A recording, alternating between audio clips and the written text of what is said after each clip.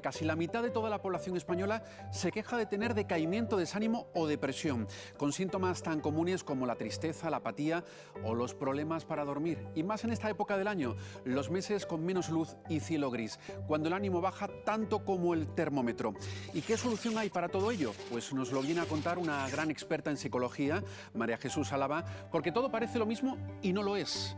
Hola María Jesús, buenos días. Muy buenos días, Jero. Efectivamente, no lo es. Depende de cada persona, lo va a vivir de una forma distinta, depende de las circunstancias que tenga, las vivencias anteriores, el estado de ánimo que tenga en ese momento, la fortaleza o debilidad física. Cada persona lo vive diferente, pero tenemos que tener en cuenta que cada persona va a tener una opción mejor para superarlo. ¿Y por qué ocurre más en estas fechas del otoño? Se habla incluso de una especie de enfermedad, la astenia otoñal o trastorno afectivo estacional, ¿no, María Jesús? Efectivamente, y fíjate, no es una enfermedad, es un estado de ánimo que suele durar unas semanas y que está muy producido por lo que has comentado al principio, es decir, cambio drástico de las temperaturas, disminución importante de las horas solares. La luz es un estimulante natural que influye mucho en nuestros neurotransmisores, que son sustancias que segrega el cerebro en determinadas condiciones y que en esta época del año lo que ocurre es que los niveles bajan, niveles de serotonina, niveles de noradrenalina, que son hormonas muy vinculadas al estado de ánimo. Por el contrario, lo que sube un poco es la melatonina, que es esa hormona que hace que estemos como más cansados, somnolientos, apáticos, y en la medida que sube un poquito esa hormona, baja inmediatamente la serotonina. Entonces es un tema bastante hormonal, muy estacional, pero que nos influye mucho. Y cuando llegan las lluvias y el frío tan típico del otoño, tendemos a quedarnos en casa, ¿verdad? A relacionarnos menos, y eso, María Jesús, no ayuda precisamente. Esto es uno de los principales errores, Jero, es decir, tenemos que ir en contra de lo que nuestro cuerpo nos pide en ese momento. Es decir, en ese instante te da como pereza, ¿no? Dices, me quedo en casa, llueve, hace tal, no sé qué, estoy cansada, cansado. No, lo que tenemos que hacer es salir y relacionarte y quedar con personas, y con personas de verdad, en ese sentido. Salir, relacionarte, hacerte ejercicio. Cuando haces ejercicio se activa mucho la serotonina y se activan mucho las endorfinas que hacen que nos sintamos bien física y mentalmente. Si te quedas en casa, te vas hundiendo, te vas aplastando. Cuando vuelves después de haberte obligado, dices, bueno, venga, salgo, hago ejercicio. Oye, tienes una sensación de bienestar y de plenitud fantástica. Tenemos que vencer esa especie de vértigo que nos da al principio, de pereza, para no salir. Luchar contra eso. Y es verdad, María Jesús, que afectan más a la mujer estos problemas de bajo estado de ánimo, de depresión, especialmente en el otoño. Sí. Y yo te diría además que la proporción es de 2 a 1 en relación a las mujeres. A veces hay factores hormonales, que ahora contaré, pero fundamentalmente son temas, yo te diría, de comportamiento y de actitudes ante la vida. Es decir, las mujeres llegan a esta época y te empiezas a responsabilizar de todo. Los niños en el colegio, el trabajo, las actividades que hay que hacer. Y son tantas que llega un momento que no te dejas tiempo, y eso lo pagamos muchísimo. La diferencia en este aspecto entre hombre y mujer, la mayoría de los hombres sí que se dejan un tiempo para ellos. Las mujeres prácticamente no, con lo cual llegamos a un agotamiento que hace que nuestro estado de ánimo baje. Además, tenemos en población, fíjate, muy joven o en población ya un poquito mayor. En la gente más joven se acentúa el síndrome premenstrual. Es decir, lo que hace es que estamos como más irritables, más vulnerables emocionalmente. Y en personas más mayores, ahí lo que ocurre es que las mujeres te encuentras como mucho más decaídas, más sin fuerza, y sobre todo tu estado de ánimo es más bajo. A veces se confunde ese estado de ánimo con una depresión y no tiene nada que ver. Bueno, pues sabiendo las causas, vamos ya con las soluciones para mejorar el estado de ánimo. Y tú, María Jesús, pones el foco en los hábitos, empezando por la medicina del ejercicio físico, tan importante, ¿no?